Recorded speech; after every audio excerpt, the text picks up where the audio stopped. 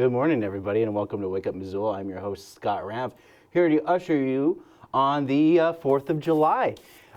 Bringing up the eagle right behind me, watching me at every step during this whole entire show. I'm going to be bringing you all sorts of announcements, all sorts of things that are happening within the city of Missoula for your July 4th weekend and more. Of course, kicking things off, I wanted to go over some of the things that are happening for sure.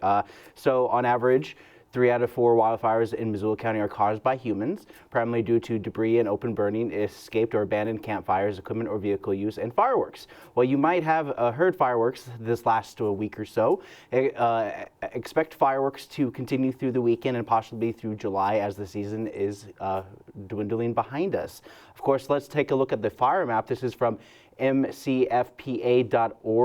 This is a kind of an interactive map on exactly what's going on here in and around. Let's throw it up there. So if you take a look at this map, it's essentially just kind of showing you all the fires that are happening here. We'll zoom in a little bit more about the Missoula area. So let's talk about the Sleeman Creek. There's a fire over there going on right now. Less than 0.5 acres. Right now it's not contained, but of course this is discovered earlier in the July 3rd area and is currently still in that particular area. Bear Creek, however, also has 14.5 acres with no more information about this besides just like the start time. Right now, yeah, there's just a couple things they're going to be working on, and if you kind of zoom out in retrospect, you can see some of these things popping up here and around. The little Belmont incident, which is 97%, which is not 97% contained, but this one was the one that started basically at around noon yesterday, and has about, as you can see, 62 acres. Of course, the big fires right now are the ones that are probably closer to this region right here in the Jericho Mountains. This one is roughly in the Helena region, where it's been 97% contained. And then there's more information on some of these fires that are happening as well. So if you want to learn more information about your fires happening, and of course our fire danger is moderate, we have been getting some rain here in Missoula and around town. We are expected to be in the drought conditions as July gets further and further into the season, and early August as well. We might get one more rain event happening this weekend as well, so look out for that.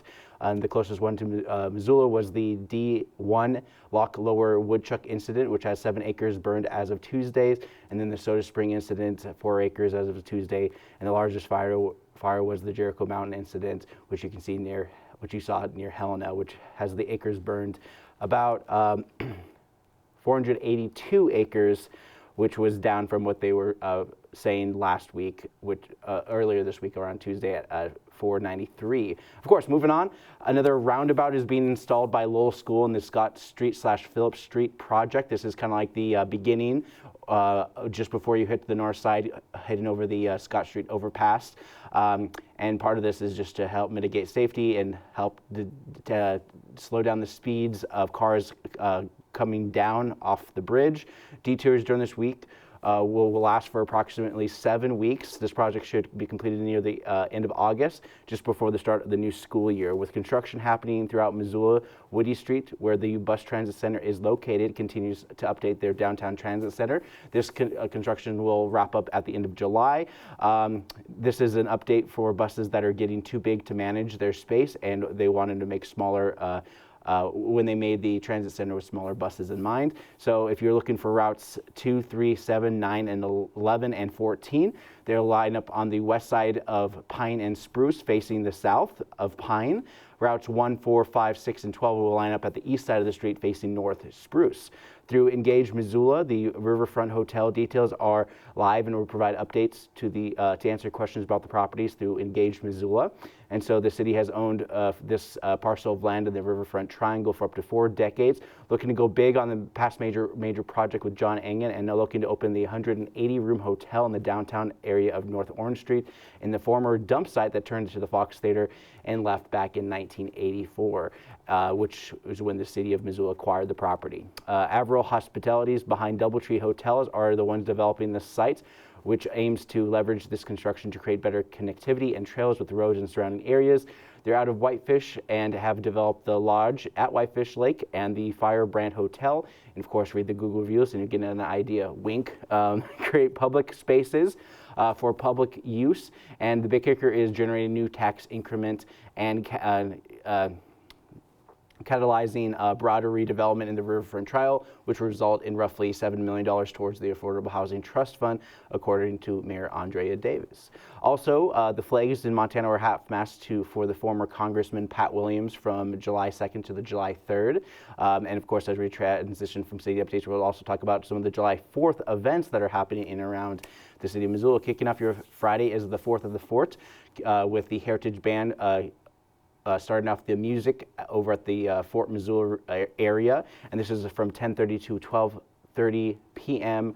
Roughly, enjoy the patriotic music of Missoula City Band through performances they're set on Tuesday night in lieu of Shania Twain concert, which it did rain on that Wednesday, so hope you guys stayed fairly dry during that time. As we have the Zootown Festival happening today, this afternoon, starting around 2 o'clock with doors opening at 1:30 p.m. The Missoula Fairgrounds are going to be a hotbed for finding some decent parking spot and spreading out through the Midtown area, so look out for some places along with that. Hosier and Casey Musgraves are the headliners for Friday tonight and tomorrow night. Modest Mouse is also getting to mention this because I have a biased opinion, but everything starts around 2 p.m. and goes well until Saturday night.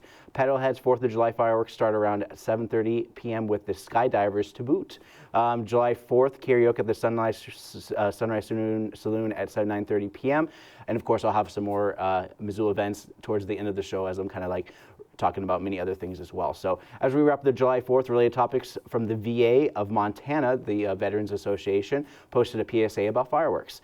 Quote, the 4th of July can be a difficult time for our nation's heroes because the sounds, smells, and shockwaves of fireworks can activate flashbacks, nightmares, and anxiety related to trauma of past combat situations, said Dr. Robert Connell, Deputy Chief of Staff of Behavioral Health at the Montana's VA. Quote, the mental health of our veterans is paramount to the overall health. Every Montana can and should help veterans with PTSD avoid surprise fireworks. We encourage all Montanans, especially non-veterans, to be thoughtful of our neighbors who helped each other the freedom we celebrate the 4th of July. So, end quote.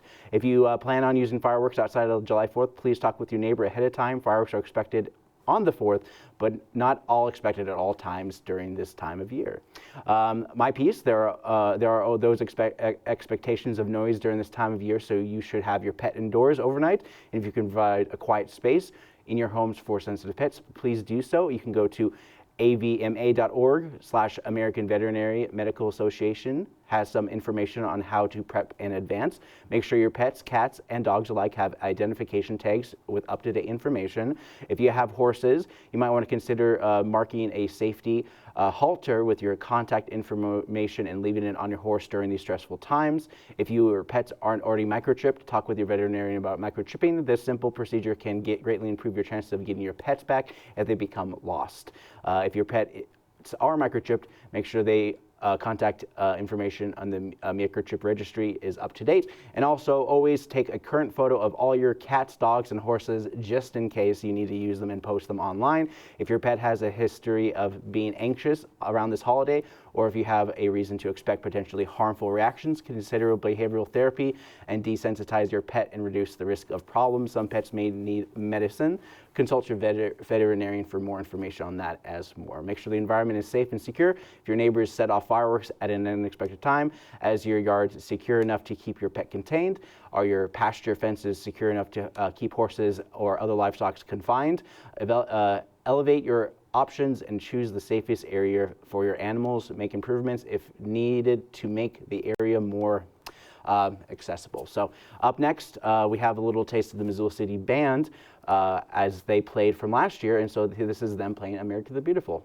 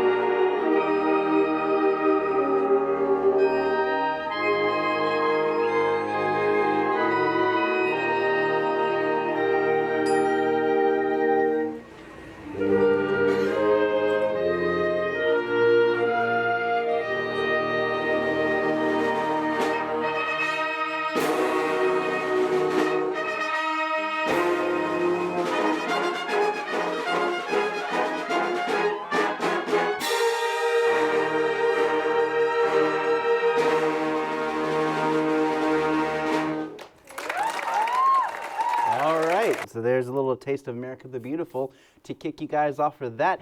And as this is the last show I'm going to be doing in July, so I'm going to be taking a big chunk of the month off. So in this section, I'm going to talk about Pre-Critic for the month of July. So a bunch of the big box office movies coming out each weekend, kicking off with Jurassic World Rebirth. Not much of a rebirth if it feels more like the writing is an afterbirth, but let's continue their another trilogy. This one brings yet another Marvel star into the world of dinosaurs as ScarJo. That's what the fans call Scarlett Johansson, mind you. Joins this with a fresh group of scientists, mercenaries, and plucky kids. These movies always like to put in situations after one last family trip to save their broken marriages. Anyways, enjoy some weak plot about science looking to grab some DNA from mutant dinosaurs to create cures for insert here disease. Watch as their trip goes wrong as usual, as they got to get off the island with the dinosaur goo to save someone's sick kid or whatever. And then happening next weekend is July 11th, Superman movies coming out. The Man of Tomorrow, but they dropped that secondary title to simply put Superman because why not? And since it's James Gunn, he might put The Superman if this movie doesn't work out and just kind of reboot it if this doesn't work out. So enjoy all the tropes from dopey dad energy Superman as he deals with your typical Lex Luthor plan to use the government to attack Superman for meddling in international affairs, all while trying to raise a dog from his homeworld that keeps destroying his fortress of solitude. Sound familiar? Also enjoy all the superheroes from Green Lantern, Mr. Terrific, Hawkgirl, and plenty of random cameos from legacy characters that James Gunn will go buck wild for in an unrelated series based on characters that played in his film for roughly 4 seconds. So that's what you can expect from those movies. And as we go into the next weekend, the July 18th weekend, we go into the whole 2000s college slasher kind of films. I Know What You Did last summer is coming back with a rebooted series after 2 movies. Just were there with diminishing returns. Jennifer Love Hewitt returns with the summer with plenty of scares of reliving her past glory of being a Gen X heartthrob. Freddie Prinze Jr. joins her with plenty of younger college kids being dragged into the woods with creative revenge kills from a killer who, frankly, is just as a fisherman in a bunch of rain. So a longshoreman in the rain with a meat hook as their main weapons and a harpoon just for fun.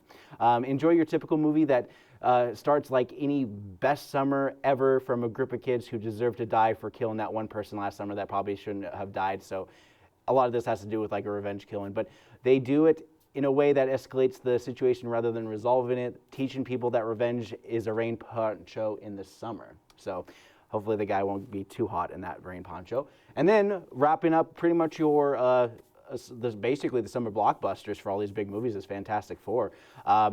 They staggered through the month of June and July, and we're going to end it with the Marvel movie. Enjoy a superhero team bringing a baby into this world that is basically marked by death by a galactic being capable of eating planets. Galactus makes his MCU debut and must fight the Fantastic Four that show up at his home uninvited, and he begins to go back to the anthill in New York and just try to put a magnifying glass over it. The team and people of Earth in the 1960s, but still kind of in the future, must fight for their planet as it is marked for death. Enjoy another film that has a track record of playing it safe by committee. So it's basically just like all the superheroes gather together, they have a fight, they break apart, and then there's something bigger that brings them back together and they fight it while also learning how awesome they were in the first place. All right. With those big movies coming out, we also have movies that aren't coming out that don't really have the financial backings of those major studios. We're kicking things off with 40 Acres, post-apocalyptic world where a group of survivors must fight against cannibals. It's basically like 4th or 5th season of Walking Dead without the dead and more about humans and their dramas. And then we have Sovereign. We join your father and son extremists as they fight against society in a manhunt from the perspective of a crazy old man and the son forced to live out the libertarian backwoods Ted K lifestyle. Then we got Abraham's Boys, so vampire horror film in a remote home on the farm. This one's about Van Helsing trying to move to America, starting life with vampires gnawing out the chance to bite the famed Slayer and his sons. Then we got Eddington. Watch as a sheriff and mayor go head-to-head as 2 opposing forces that turn a small town upside down with their personal beef that explodes into the quiet streets of Eddington, New Mexico. Spoiler, that town doesn't exist, and Pedro Pascal also. He's also pretty much AI, and which is why you pretty much see him in everything. And then we got Smurfs, They're not Smurfs 3, 4, or anything. They're just rebooting it all together. Coming out this year is the same time as I Know What You Did Last Summer. This movie has Rihanna as Smurfette to carry the whole movie's marketing campaign about an abduction of Papa Smurf and the village. An old family will be showing up to, you guessed it, the real world. Again, to save him and have goofy adventures along the way. Enjoy something meant for Gen X's and ignored by Gen Z altogether. Then we got The Home. Imagine working in a retirement home only to be the residents to be creepy and possessed. I mean, every time I swear, it's like an old folks' home, but it's a horror film. Oh man, who'd expect that to happen? Every time. So the film pits SNL's Pete Davidson against old people as an excuse of a movie that promotes elder abuse, and it's just a movie, so relax. All right, and then finally, as we're kind of wrapping up all these movies, this movie's going to streaming, so it's not even coming out in theaters. So this is Happy Gilmore 2. It's a nice thing to wrap up for July, but it would invoke some nostalgia among Adam Sandler fans of the previous films that focused on failed angry hockey player as he goes back to the course, with plenty of golf cameos he missed in the first one because they're just like, Adam Sandler, that goofy guy from the 90s? Why would you want to make a golf movie with him? So however, this one probably has something to do with him trying to raise money for something and is forced to fight against old and new enemies to get the money he needs to save the thing that he needs to save. The first one is about saving his grandma's house. I'm assuming this one probably has to do with his family or something like that. There's always something like that. So anyways, we also have a brand new dubbin stuff for you guys. This one is just specially for you guys. This was basically made at the height of World War II, and it's from a 1942 serial called Spy Smasher. So when I come back, we're going to talk about some other things that are happening in town and more. Dictator's time to relax. Sir, we got some guests. Oh, I didn't have an appointment or anything. Oh, hey, you? Hello there. I am a superhero. This is George. He's my partner. We're like totally here to arrest you. I think I got this. Okay, good luck. Dummy. As we were saying, we're going to arrest you for all the crimes you've committed on the poor people of your own country. Now it's time to give up. Come with us. Just like that. Please, sir, we don't got all day. We have plenty of other dictators to topple, if you don't mind. Well, that was very polite of you. I'm not going to give up too easily. Come with us. You have no other options. You're in a corner. Be arrested. Don't make us say please again. They're going to be filled with lead. Your currency is 90s pogs. Well, it's a pretty good currency, wouldn't you agree? It's changed the game. People can challenge each other and just play. Can I shoot them? It wasn't necessarily the pogs. It was mostly what you did to get the people to use the pogs, like murder and killing and political assembly. That doesn't sound like me. You've given me a lot to think about. Hold on a second. Whoa! Oh, my leg!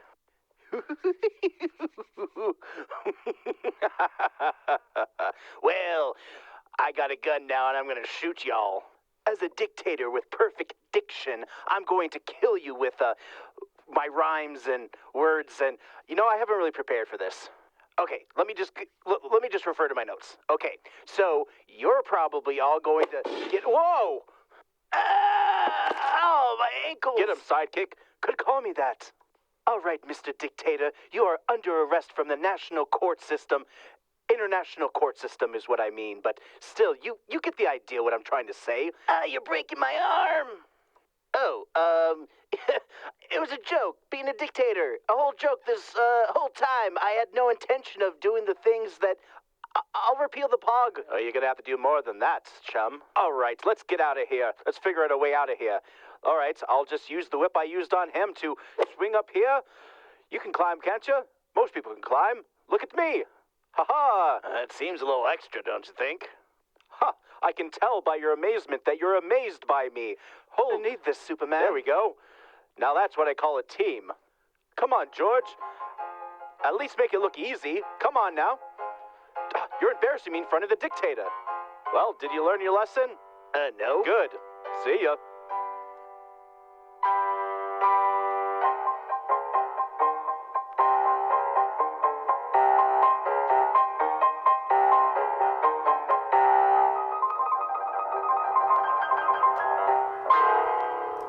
Welcome back. Let's talk about things that are happening in and around the world these days. As this week kind of like kicked off the end of the big bill that the Republicans and Donald Trump were really pushing for these last month or so. The big beautiful bill passed the Senate this week with 3 out of 50 GOP members voting against the bill and going back to the House for their final vote, which resulted in 2 GOP members dissenting, with Thomas Massey being one of them. Many of the issues bills include tax breaks for the rich, Medicaid resulting in 11.8 million, with potentially 17 million people to be kicked off of Medicaid by 2030s. Is projected to increase the federal deficit by $3.3 trillion, nearly $1 trillion more than the House passed bill. But then, of course, it went back to the House for Wednesday for more fighting for the bill to kind of essentially put it back to where it was before. Of course, I don't know if you've been seeing a lot of those ads through like social media or even on TV, where your own congressmen and senators here in Montana were thanked for voting in favor of this big, beautiful bill in regards of protecting public lands, which was a big part of the big, beautiful bill, but it was taken out. So that was the one battle that was won for the sake of our public lands. So that is one silver lining of everything that was going on. Just who knows what's going to happen the next couple of years, but it won't really be impactful until probably by the time Democrats have swung the seats back into their favor as the pendulum swings back and forth. And as we're talking a little bit more about national news, the Diddy trial with Sean Combs finally wrapped up with 2 out of 5 verdicts of being guilty with 2 counts of transportation for purpose of prostitution. However, the cases when it comes to racketeering, trafficking, and stuff like that, then using intimidation and coercion came up not guilty on those counts. And so these 2 counts have a maximum sentence of 10 years. The judge ordered no bail for the rapper, and the verdict came just as jury faced the prospect of coming into court Thursday, while the courtroom is otherwise closed. But of course, Wednesday, that's what we saw. So that and the exposure of the R&B industry has made it harder for repeat offenders, because in the justice system, every time a case like this comes up, it is easier to prevent and discourage any repeat offense. Diddy thus far has a net worth of $400 million and has been down from $740 million in 2024. Oof. Reputation-wise, I believe people will keep their distance and use this as an excuse to move on from the R&B mogul. So that's some information right there, but we're going to go over to Montana Free Press, which actually wrote an article referring to the Montana legislative session and the amount of statistics in regards of passage of bills. The 2 parties diverged wildly in both the rate and the amount of legislation to become a law. Republicans passed more than 6 times as many bills as Democrats, big surprise. 813 versus 134 passes, with GOP-sponsored measures also cleared the bar as much higher rate, with nearly 60% of Republican-sponsored bills passing compared to 35% of measures brought up by the Democrats. Of course, many of the seats flipped for this election, specifically because of the property tax fiasco that happened there. But we're not talking about that, as we're talking a little bit more about the 10 Republicans wrote a majority of those bills, and the article is directed towards Representative Greg Hertz from Polson, who has been pushing a lot of those anti-trans bills since 2021, when Zoe Zephyr was silenced when protesting one of those bills. The number of bills sponsored by individual legislators varied wildly, averaging just at 13 per Republicans and 5.6 per Democrat, but ranging as high as 53 for the session's busiest bill sponsor, Greg Hertz out of Polson. That number is important since a good chunk of the bills were based on national coalition politics through the Freedom Caucus, notably 2 bills that were aimed to reduce property taxes by making it harder for local governments to pass and sustain voter-approved taxes. That would have required 60% of votes for passing any of those voter-approved taxes. That's kind of limiting the whole purpose of majority rule. So it's like you need that supermajority. So they do that sometimes, especially when you want to override veto powers from the governor, but it seems kind of weird when it has to do with county and local elections. But to look into some of the work that the Dems had did also ended when presented to Governor Greg Gianforte of Montana, who vetoed the solar bill, a community solar project measure voted through the legislature. The bill could have resurrected via the pending veto override poll being conducted by mail. However, it faces long odds in that process, in which any lawmaker who fails to return their ballot is counted as a vote against overriding the veto. So basically it's a nay if it's neglected. So overrides do require a larger majority, about 2/3 to override, but it did not meet that threshold. So most of the 0% pass rate belongs to Missoula, Bozeman, and Billings rep getting nothing passed. And yes, Zoe Zephyr out of Missoula is part of that list. It wouldn't be surprised if the outwardly ignored everything from her. Mind you, she only sponsored 3 bills during that session. Representative Ed Staffman of Bozeman had the worst record with 15 sponsored bills with none passing, followed by Senator Andrea Olson of Missoula with 8 bills sponsored and none passing. But of course, as we're talking about legislature, the tax valuations are coming out. Every 2 years, the properties get assessed, and we are expected to see some changes as a result of lowering the mills and adjusting the taxable properties for single dwelling units. This is a major step for property owners to get reevaluated on their property or revalued their property, because the system looks at the market in the area and estimates its value based on a large pool from the state. Thus, some properties could be assessed in value or reassessed. So if you get your property assessed, you can always sign up again going through the government website, mt.gov, to basically ask for a reassessment of your property. Mind you, the reassessments are done through the states and not through the counties, which other states have done in the past, where they actually have assessment values locally in smaller government rather than it just being state overall thing. But of course, you have to understand that the state of Montana is roughly over 1 million people, so that was probably one of those old ways of doing things in the most parts to come. So, all right, so those are some of the big news items that are happening this week as well. I'll probably talk a little bit more about some other stuff as well, but I also wanted to kind of throw it into some of our past camps that we've done over the years. We have a little bit more time this day, so I'm going to give you a nice little compilation and a little taste of the summer camps from last year in order of the camps that we'll be doing it this year. So kicking things off, next week we'll be doing movie making camp starting July 7th through the 11th, and this is the kind of movies that they make.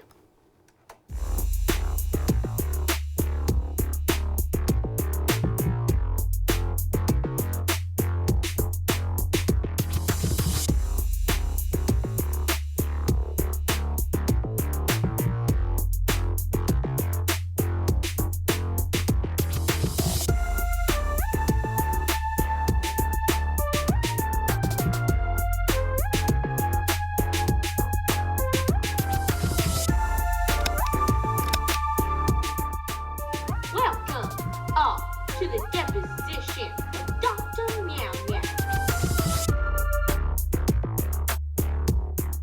My client here is suing for copyright infringement. I see you representing yourself. I'm a doctor, and I'm half boss, so I'm a lawyer, too. You can call me Dr. Lawyer Meow Meow. I'm here to ensure the safety of my client. For Dr. Lawyer Meow Meow has committed identity theft, murder, and, the worst of all, robbing of homes. Do you have anything else to say for yourself? The reason I did all this is because of that cat. The cat scratched me, and if the cat scratches me, I must be set free.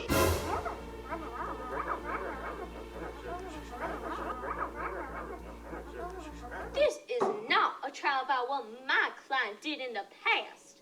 This is a trial about what you might do in the present and future. You can scratch me, and now I can't take this thing off. Well then, maybe I will.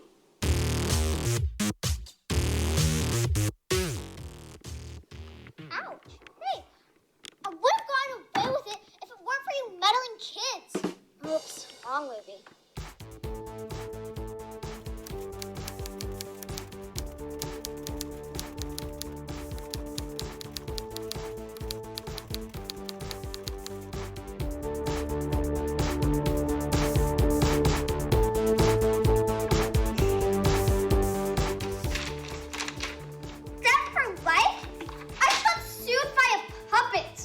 At least I don't gotta go to jail. Like you.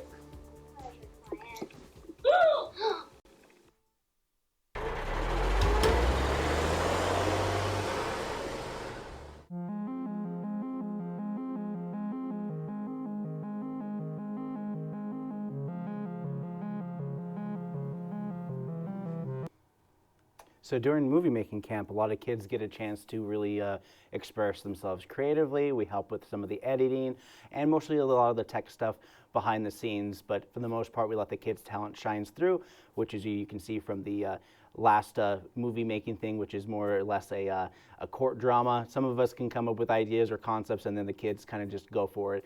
It's really fun to do and always a great experience for them. But then, of course, we have more of our edutainment kind of activities in which we do our documentary camp, in which we teach kids to basically come up with a narrative based on information that they already have. And so this is one that highlights one of the exhibits over at the Historic Museum at Fort Missoula, their teepee burner, and a little bit of history of that. So without further ado, here's a little taste of that, and then I'll have some more videos for you as well.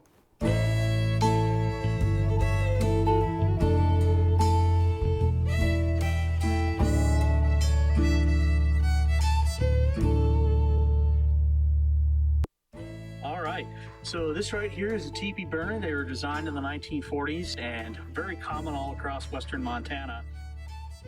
This is a very important piece in a lumber mill.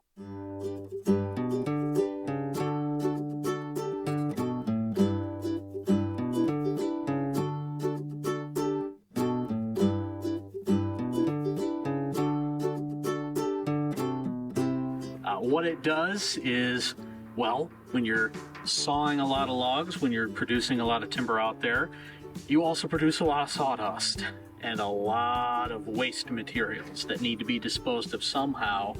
This right here is probably the cheapest and easiest way to do it. The teepee burner at the Historical Museum at Fort Missoula was first used at the S&W sawmill in Connor. It resided at Ravalli County Fairgrounds in Hamilton until 1973. It was moved to Missoula in 2006. Teepee burners were widely used across Montana until the Clean Air Act of 1970, when it banned them. Teepee burners also lost popularity due to the increase in technology, such as turning the waste into pressboard and paper. Teepee burners had many names, such as wigwam burners, beehive burners, and of course, teepee burners.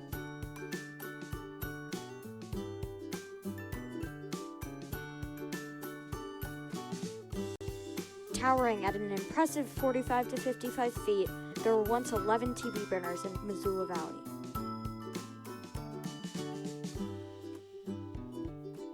As you can see, these holes on the top of the teepee burner are so that the smoke can leave, and this door right here is so that the workers can shovel in more sawdust and excess materials.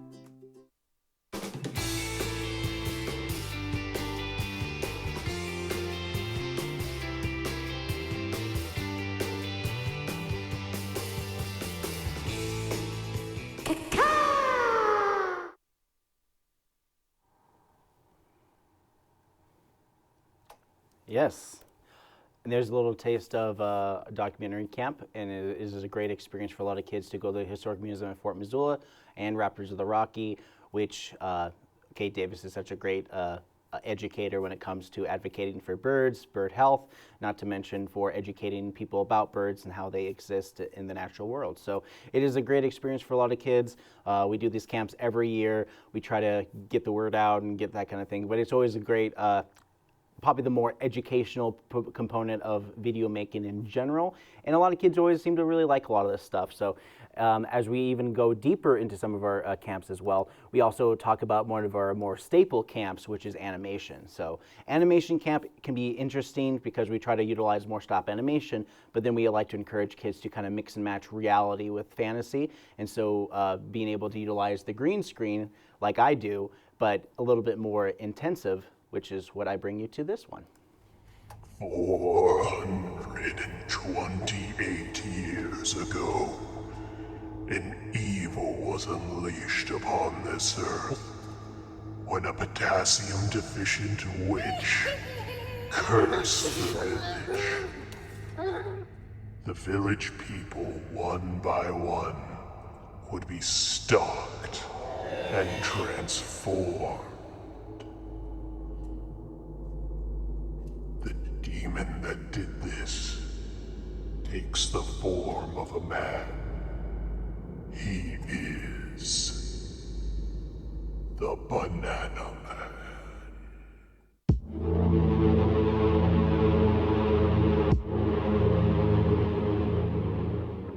Born banana.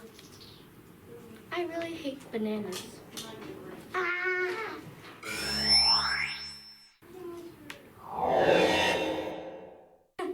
Where am I? Who are you? Banana. I'm not a banana.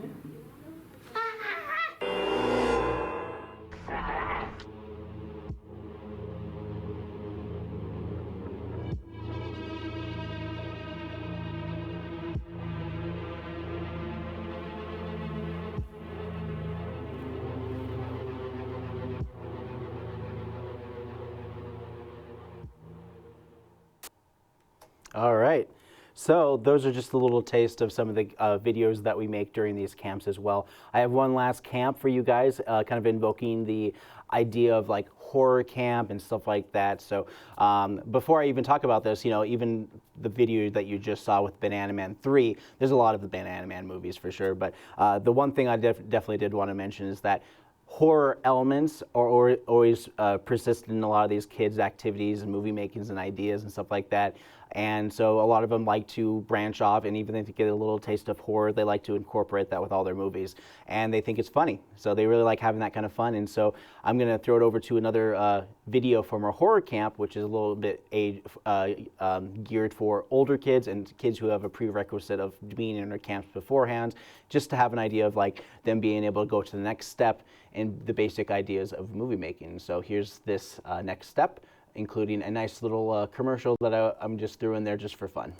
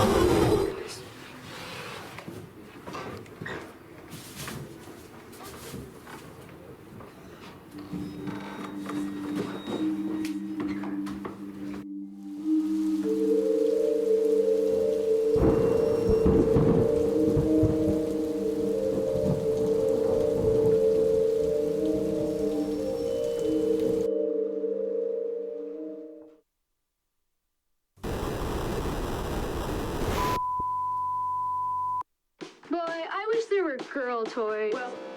Well, now there is. Yeah! You will never get away with being an inferior toy. They can bend, they can stretch to the best toys ever. Whoa! They're for me and you. Make sure you buy two. The last toy you'll ever need. Be cool, collect them all. Mine is doing its taxes. Mine is arguing with his wife, just like Mom and Dad. Be cool, collect them all. Robots. Ask your parents to buy them for you.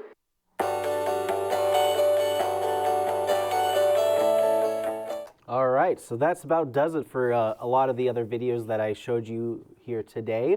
I hope you guys enjoyed my show. This is a July 4th show, and essentially this is just kind of like the show that I can't really talk too much about in terms of upcoming events and stuff like that, just some of the things that are happening today. So advocate for 4th of the Fort. Go check that out. There's going to be some fireworks happening at the Osprey Paddleheads Baseball Field, Orgren Park.